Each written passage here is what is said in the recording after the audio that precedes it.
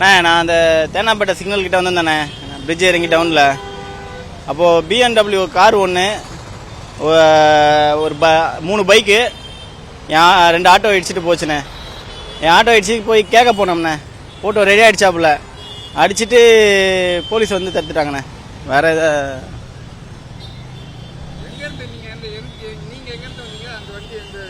நான் வந்து நெற்குன்றத்துலேருந்து ராயப்பேட்டைக்கு சவாரி போயிருந்தோம்ண்ணே ஆட்டோவில்.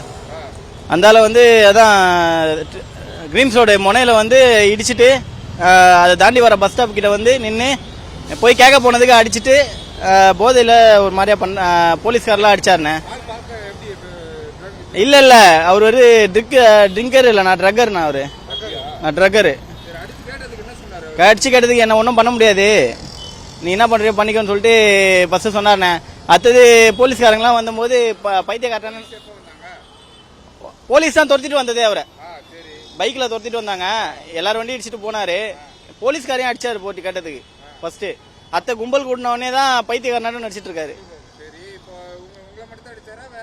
இல்லைண்ணே, 2 பைக்காரங்க தேய்ச்சிட்டு போய் விழுந்தாங்கண்ணே.